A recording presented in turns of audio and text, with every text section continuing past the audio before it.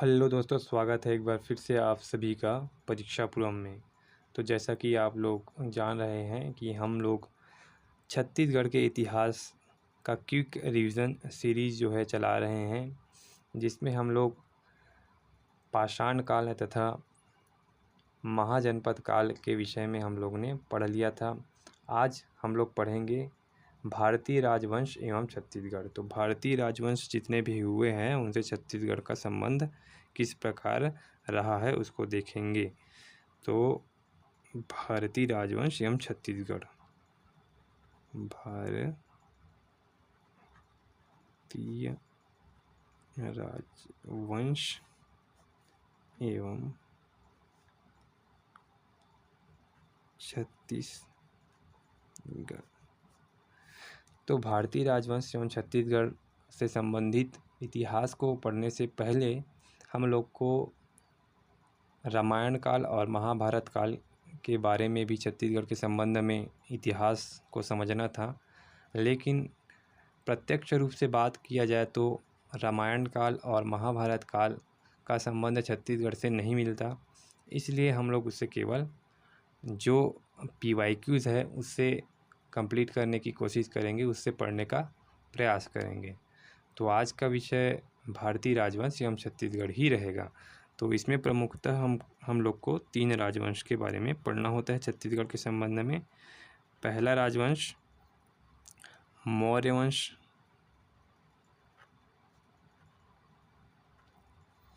दूसरा सातवाहन वंश और तीसरा गुप्त वंश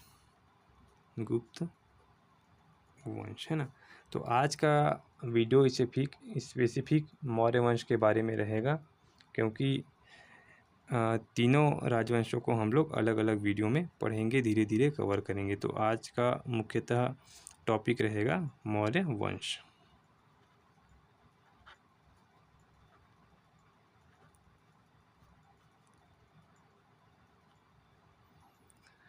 अब मौर्य वंश का भारत के विषय में देखा जाए तो कब से कब तक शासन रहा है, तो 322 ईसा पूर्व से 184 ईसा पूर्व तक इनका शासनकाल रहा है। ईसा पूर्व तक इनका शासनकाल रहा है ना। इसमें छत्तीसगढ़ के संदर्भ में देखा जाए तो सबसे पहले हम लोग को चंद्रगुप्त मौर्य के बारे में देखने को मिलता है। तो सबसे पहले इसमें राजा हुए चंद्रगुप्त मौर्य। आप भारतीय इतिहास के संदर्भ में भी इनके वंशाक्रम को पढ़ते होंगे। चंद्रगुप्त मौर्य, उसके बाद बिंदुसार, उसके बाद अशोक, इस तरह से आता है। तो पहला जो कि संस्थापक भी थे चंद्रगुप्त मौर्य वंश के, तो उनके संदर्भ में जानकारी मिलती है। चंद्रगुप्त मौर्य, इनके संदर्भ में यह जानकारी मिलती है कि उस समय जो छत्तीसगढ़ का दंडकारण्य क्षेत्र है वो आकविट प्रांत में आता था। और उस समय जनजातीय क्षेत्र से, दंडकारण्य भाग के जनजातीय क्षेत्र से सेना में भर्ती की गई थी। तो मैंने क्या कहा कि आकविट प्रांत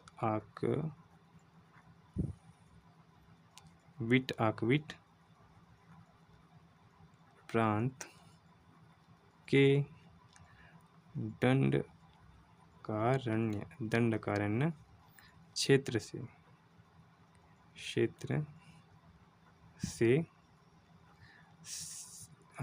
जनजातीय क्षेत्र से ना, जहाँ पर जनजातीय क्षेत्र से सेना में भर्ती किया गया था। यहाँ तक बात क्लियर है। और यह जानकारी कहाँ से मिलती है, तो अर्थशास्त्र और इंडिका से मिलती है। अर्थशास्त्र और इंडिका क्या है? अर्थशास्त्र और इंडिका मौर्य वंश कालीन संबंधित बहुत ही प्रसिद्ध पुस्तक है। आप लोग इसे इंडियन हिस्ट्री में भी पढ़ते होंगे कि अर्थशास्त्र के लेखक कौन थे। अर्थशास्त्र के लेखक जो कौटिल्य कहा जाता है, जिसे चाणक्य कहा जाता है, वे है। और अर्थशास्त्र संबंधित विषय है, उसमें राजनीतिक विज्ञान से संबंधित विषय है, जिसमें राजनीति कैसे किया जाता है उसके बारे में बताया गया है। इंडिका भी आप लोग जान ही रहे होंगे, मेगास्थनीज के द्वारा लिखा गया है।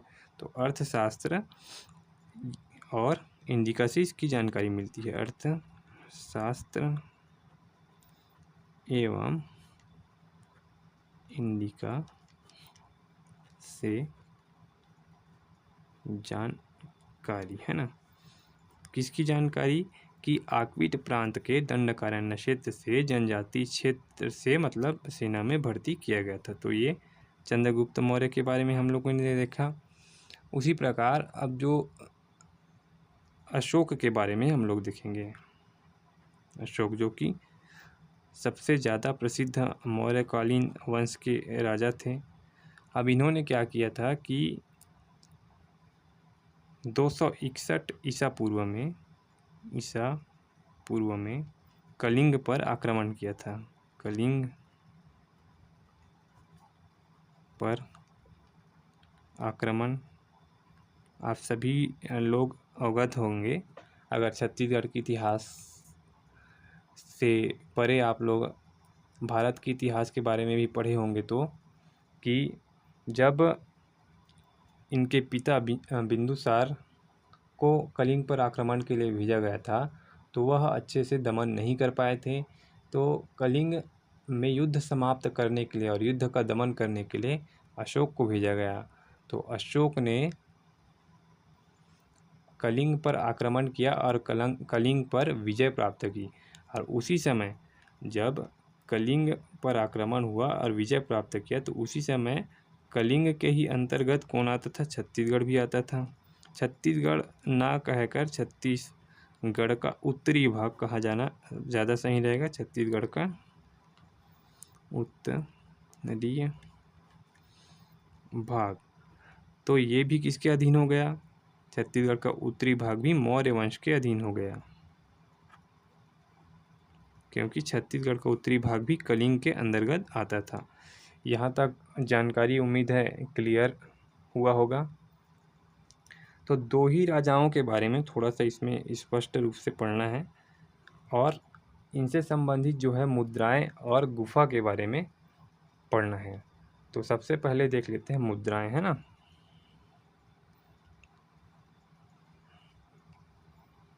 मुद्राएं तो बहुत विशेष और इम्पोर्टेंट मुद्रा आहत मुद्रा, जो कि बार बार क्वेश्चन में पूछा गया है। आहत मुद्रा, यह कौन सी मुद्रा होती थी? यह विशेषकर चांदी की मुद्रा होती थी, लेकिन विशेष चांदी की मुद्राएं होती थी। विशेष चांदी की मुद्राएं, विशेष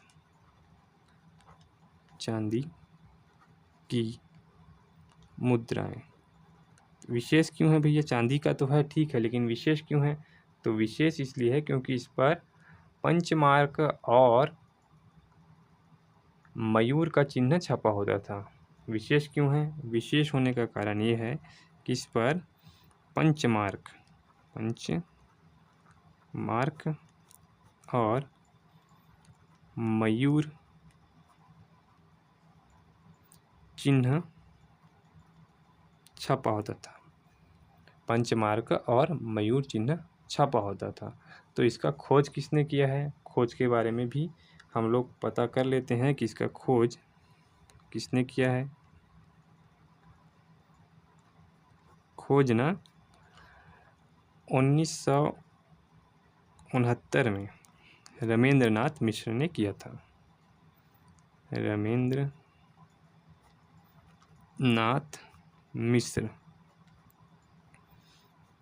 अब आपको छत्तीसगढ़ के विषय में 360 डिग्री तैयारी करना है, तो रामेंद्र नाथ मिश्र का जिक्र और भी पहले हो चुका है क्या? पहले हम लोग और भी पढ़ चुके हैं क्या? तो मैं आपको याद दिलाना चाहूँगा दोस्तों, हम लोग जब पाषाण काल पढ़ रहे थे, तो उसमें नवपाषाण काल में राजनांदगांव जिलों में चितवा डोंगरी करके एक जगह था, उसका भी खोज में बहुत अहम योगदान किसका था? रामेंद्र नाथ मिश्र का था। और एक और पढ़े थे, भगवान सिंह बघेल। तो इस प्रकार चीज़ों को कनेक्ट करके पढ़ोगे तो चीज़ें लंबी समय तक आपको याद रहेगी। अब आहत मुद्रा का खोज में भी किसका नाम आया है? रामेंद्रनाथ मिश्र का 1969 में। बहुत इंपॉर्टेंट चीज़ है, याद। अब खोज हुआ है तो कहाँ पर खोज हुआ है? तो उसमें केवल एक ही ज़िले को याद रखना है, रायपुर ज़िले, रायपुर ज़िला। अब रायपुर ज़िला बस को याद रखना है, तो इसमें संबंधित जगहों को भी देख लेना है आप लोग को। तो कौन कौन सा जगह था? तो आरंग था। आरंग वैसे भी पुरातात्विक स्थल के नाम में बहुत ही आगे रहता है, क्योंकि यह एक प्रकार से केंद्र हुआ करता था। आरंग और उड़ेला,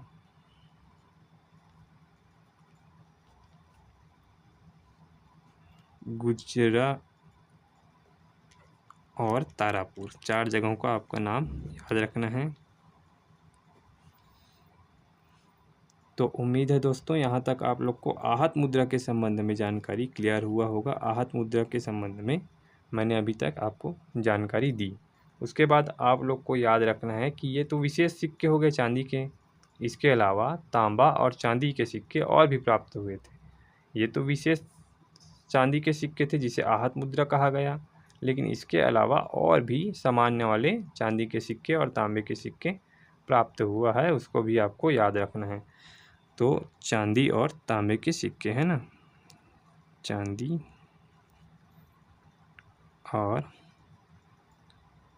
तांबे के सिक्के, तो कहाँ से प्राप्त हुआ इसको भी हम लोग देख लेते हैं, क्योंकि विशेषकर इस संबंध में कहाँ से प्राप्त हुआ है उसी चीज़ को पूछा जाता है।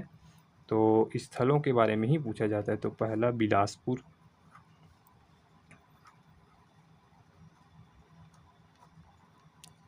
ठीक है। दूसरा आप लोग याद रख सकते हैं इसमें बारगांव,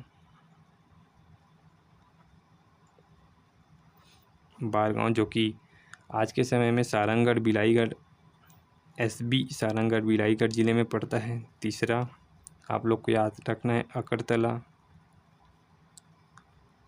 जो कि जांजगीर चांपा में है ना, जांजगीर चांपा में पड़ता है। और चौथा एक जगह का और नाम आपको याद रखना है ठठारी, जो कि आज के समय में शक्ति जिला में पड़ता है ना, ठीक है। इन 4 जगहों को और अच्छे से याद रखना है, क्योंकि इसमें सामान्य रूप से चांदी और तांबे के सिक्के प्राप्त हुए थे। ज़्यादातर क्वेश्चन आहत मुद्रा से बनता है। आहत मुद्रा में ये पंचमार्क और मयूर चिन्हों को विशेष रूप से आपको याद रखना है। मयूर को इस तरीके से आप लोग रिलेट कर सकते हैं, म से मयूर और म से मौर्य वंश, इस प्रकार से भी आप लोग रिलेट करके देख सकते हैं। इसके अलावा दोस्तों मूर्ति भी प्राप्त हुआ है अशोक का, मूर्ति है ना। तो मूर्ति अशोक का कहाँ से प्राप्त हुआ है? अशोक का मूर्ति प्राप्त हुआ है पहले कोरिया में था, अब हो गया मनेंद्रगढ़ चिरमिरी भरतपुर MCB। पहले ये कोरिया में था, अभी भी कई बार कोरिया ज़िले के नाम से पूछ दिया जाता है, लेकिन अब ये MCB ज़िले में आ गया है और जगह का नाम है कोटाडोल, जिसे आपको विशेष रूप से इसको याद रखना है, कोटाडोल। और साथ ही विष्णु प्रतिमा भी प्राप्त हुआ है मौर्य वंश से संबंधित, जो कि बिलासपुर मल्हार से प्राप्त हुआ है। विष्णु की भी मूर्ति, भगवान विष्णु की भी मूर्ति प्राप्त हुआ है कहाँ से? बिलासपुर के मल्हार से। तो इतने चीज़ों को आपको याद रखना है। अब मैंने कहा था कि इससे संबंधित मौर्य वंश से संबंधित गुफाओं को भी आपको याद रखना है ना। तो गुफाओं के बारे में भी हम लोग थोड़ा सा देख लेते हैं दोस्तों, फिर यह टॉपिक कंप्लीट हो जाएगा मौर्य वंश, है ना। और हमारे पास भारतीय राजवंश में सातवाहन वंश और गुप्त वंश बच जाएगा। तो गुफाओं के विषय में भी ध्यान रखना, और सबसे ज़्यादा गुफाओं के ही विषय में ही इस टॉपिक से ही क्वेश्चन बनता है। तो गुफाओं को तो आप लोग बहुत अच्छे ढंग से आप लोग याद रखना है। तो गुफाएं कहाँ से प्राप्त हुआ था? तो सरगुजा ज़िले के रामगढ़ की पहाड़ी से ना, रामगढ़ की पहाड़ी से 2 गुफा प्राप्त हुआ था। कौन कौन से 2 गुफा प्राप्त हुआ था? पहला गुफा है सीता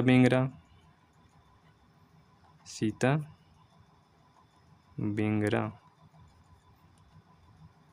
जिसको विश्व के सबसे प्राचीनतम नाट्यशाला के रूप में भी जाना जाता है ना। विश्व का सबसे प्राचीनतम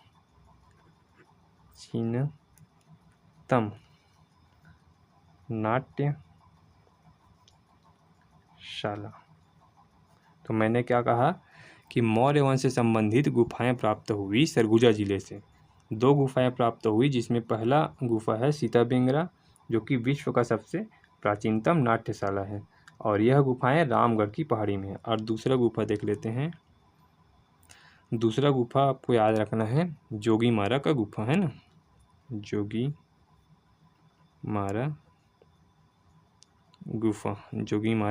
गुफा, जिसमें देवदासी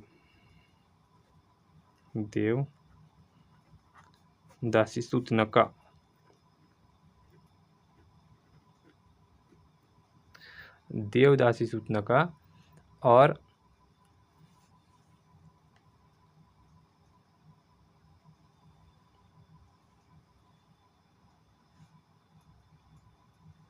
नृतक, देवदासी सूतनका, सॉरी दोस्तों, थोड़ा सा देवदासी सूतनुका और नृतक वहाँ पर जो डांस करने वाला था, नृतक, ठीक है। देवदत्त, इसका नाम थोड़ा सा दिमाग से उड़ गया था, तो याद करने में थोड़ा सा टाइम लगा, सॉरी दोस्तों, है ना। इन दोनों के प्रेम गाथा का जिक्र है। इन दोनों का प्रेम गाथा का जिक्र है।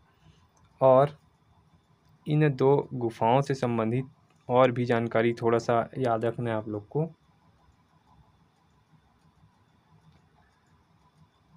अशोककालीन अभिलेख प्राप्त हुए दोनों जगह से। इन दोनों जगहों से अशोककालीन अभिलेख प्राप्त हुए हैं। अशोककालीन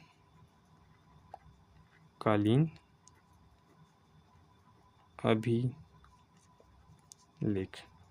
इन दोनों गुफाओं से है ना, इन दोनों गुफाओं से अशोककालीन अभिलेख प्राप्त हुए हैं, ठीक है। अब इन अभिलेखों का भाषा क्या था? भाषा पाली है। भाषा क्या था? पाली है। और लिपि के बारे में भी पूछ दिया जाता है, तो लिपि ब्राह्मी लिपि है ना। लिपि क्या है? ब्राह्मी लिपि। तो इतना जानकारी आपको मौर्य काल से संबंधित याद रखने हैं दोस्तों।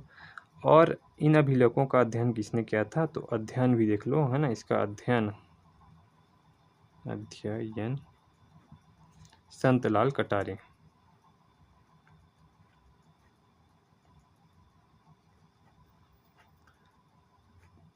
तो दोस्तों, जैसा कि आप सभी लोग जान रहे हैं कि यह क्विक रीजन सीरीज़ है, तो इसमें मैं रफली आपको मौर्य वंश को छत्तीसगढ़ के संदर्भ में समझाने का कोशिश किया हूँ, जिसमें थोड़ी सी चीज़ें अव्यवस्थित ढंग से आपको लग रही होगी, लेकिन मैंने अपने तरफ से पूरा स्पष्ट रूप से बताने का प्रयास किया है।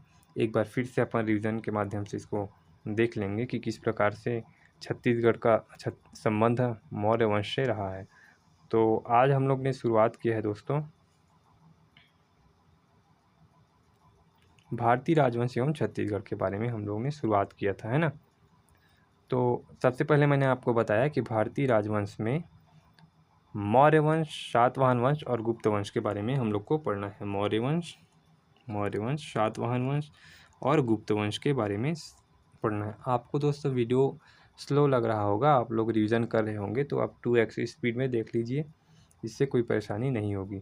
और वीडियो अच्छी लगती है तो लाइक भी कर दीजिए करें और अपने दोस्तों को शेयर भी कर दीजिएगा, है ना। तो मौर्य वंश के बारे में हम लोग आज पहले देखते हैं। मौर्य वंश का शासन कब तक रहा है? 322 ईसा पूर्व से 184 ईसा पूर्व तक रहा है। इसके संदर्भ में राजाओं का जिक्र किया जाए तो चंद्रगुप्त मौर्य, जिसने आक्विट प्रांत के दंडकारण्य क्षेत्र से, जनजाति क्षेत्र से सेना में भर्ती की। अपने सेना में दंडकारण्य क्षेत्र से, जो कि आक्विट प्रांत में पड़ता था, उसमें सेना में भर्ती की लोगों की, है ना। तो इसकी जानकारी कहाँ से मिलती है? अर्थशास्त्र और इंडिका। अर्थशास्त्र और इंडिका क्या है?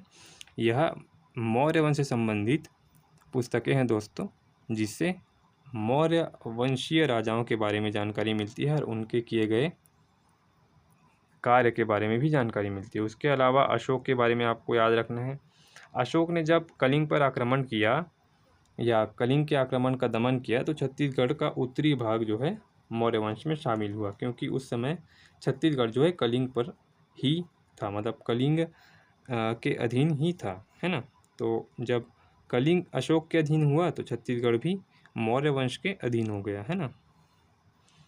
फिर इसके बाद इसमें मुद्राएं आपको मेनली याद रखना है। मुद्राएं में आहत मुद्रा सबसे प्राचीन है। आहत मुद्रा क्या है? आहत मुद्रा जो है विशेष चांदी के मुद्राएं हैं, जिसमें पंचमार्क और मयूर चिन्ह होता था। पंचमार्क और मयूर चिन्ह, इसका खोज किसने किया था? तो 1969 में रमेंद्रनाथ मिश्र ने किया था। और कहाँ से किया था? तो रायपुर जिला से किया था। रायपुर जिला के आरंग, उड़ेला, गुजरा और तारापुर को आपको याद रखना है। इसके अलावा चांदी और तांबे के सामान्य सिक्के भी प्राप्त हुए थे। कहाँ कहाँ से प्राप्त हुए थे? तो बिलासपुर से प्राप्त हुआ, बारगांव जो कि सारंगगढ़ भिलाई गढ़ में आज के डेट में पड़ता है, अगरतला जो कि जांजगीर चांपा में आज के डेट में पड़ता है, और ठठारी जो कि शक्ति जिला में आज के डेट में पड़ता है। इसके अलावा आपको मूर्तियाँ भी याद रखनी है जो कि मौर्य वंश से संबंधित है। तो अशोक की मूर्ति एमसीबी जिले के कोटाडोर, इसको कोरिया के नाम से भी पूछ दिया जाता है, कोरिया भी बोल दिया जाता है, क्योंकि कोरिया में पहले एमसीबी जिला था। उसी प्रकार विष्णु की भी प्रतिमा, विष्णु भगवान की प्रतिमा भी प्राप्त हुई है। कहाँ से प्राप्त हुई है? बिलासपुर के मल्हार से प्राप्त हुई है। अब सबसे प्रमुख इसमें गुफाएं पूछी जाती है और गुफाओं को आपको बहुत अच्छे ढंग से याद रखना है।